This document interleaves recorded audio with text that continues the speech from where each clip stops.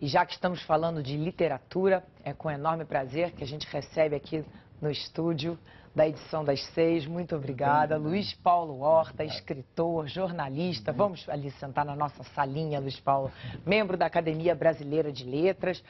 Luiz Paulo Horta ocupa nada menos do que a cadeira que já pertenceu a Machado de Assis. É uma maravilha. E no dia 8 de novembro, Luiz Paulo vai estar lançando esse livro aqui, que é o livro A Bíblia, um diário de leitura. E é exatamente sobre isso que a gente conversa agora.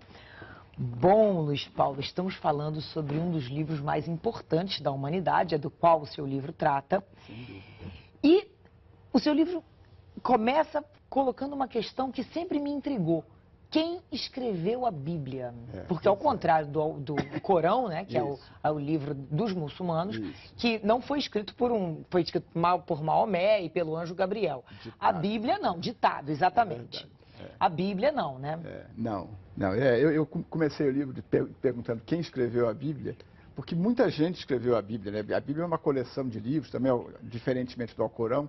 A Bíblia é uma sucessão de livros escritos em épocas muito diferentes, por pessoas muito diferentes, né? Mas o que é interessante é que você lendo esses escritores, uns com mais talento, outros com menos talento, mas tem uma hora que acontece alguma coisa como se eles começassem a voar, não é? Que é o que a gente chama de inspiração, não é? Eu acho que você pode interpretar isso de um ponto de vista religioso, não é? Ou então simplesmente cultural. É um livro que tem o texto tem uma força enorme.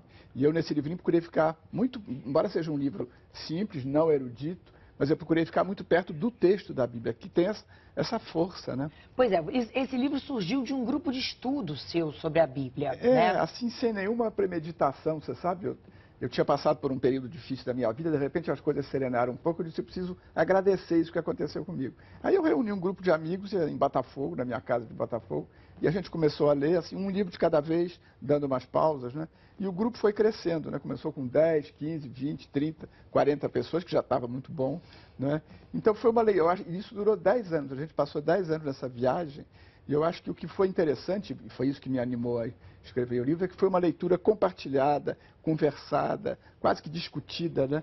Então você passa a ter uma visão diferente da Bíblia. Pois é, porque eu ia falar sobre essa é muito interessante, porque sem dúvida nenhuma é um dos livros mais importantes, conhecidos do mundo. Eu diria porém, são poucas pessoas que leram de fato a Bíblia, né? A gente lê passagens, né? Sobretudo na tradição católica, né? Eu sou de formação católica, porque na linha evangélica você sabe que eles leem mesmo, né? E conhecem muito. E leem o Antigo Testamento, né? Com certeza, a Bíblia inteira. Mas nesse lado católico, a Bíblia, eu acho que as pessoas ficaram com medo da Bíblia, né? Porque inclusive você sabe que a reforma protestante começou muito em torno da Bíblia, lendo a Bíblia, publicando a Bíblia. Aí o meio católico se refugou, ficou arredio, e aí diziam, não, mas a gente tem o catecismo. Tudo bem, o catecismo é uma coisa ótima, mas nada substitui a Bíblia, né? E como é que o Antigo Testamento e o Novo Testamento se relacionam, já que são livros tão diferentes?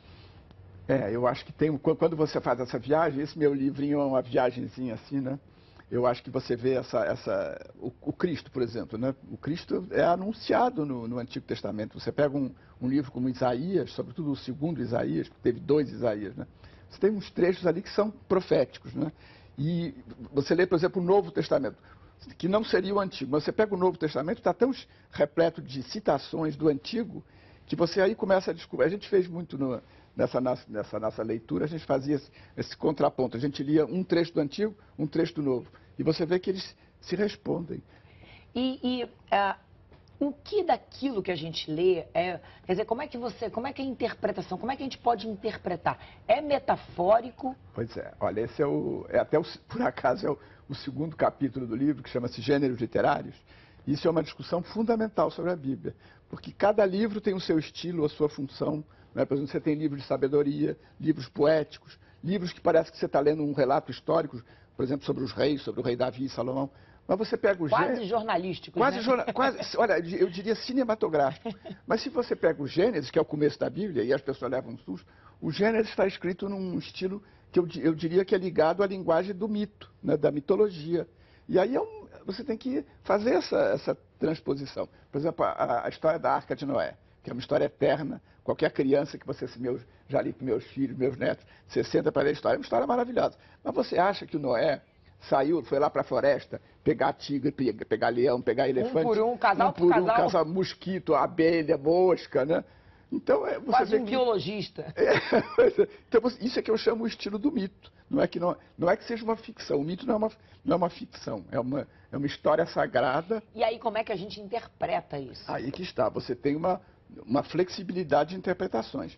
Por isso que, por exemplo, nos Estados Unidos, aquelas escolas bíblicas, às vezes, agora tem uma discussão feroz nos Estados Unidos sobre criacionistas e evolucionistas, né? Porque os criacionistas dizem que é tudo exatamente como está na Bíblia. Os evolucionistas dizem, olha, a ciência já mostrou que o ser humano apareceu em diversos pontos do planeta, que houve uma evolução, não é? Então, isso fatalmente dá discussão. Bom, uma boa maneira da gente começar a discutir, então, é lendo a história, um diário de leitura. Luiz Paulo Horta, a Bíblia, um diário de leitura. Muito obrigada, sucesso para o seu livro. Obrigado, Leilane. Quem sabe ele ajuda a gente a entender um pouco mais da humanidade, né? Ele é feito para isso, né? Muito obrigada. Muito prazer.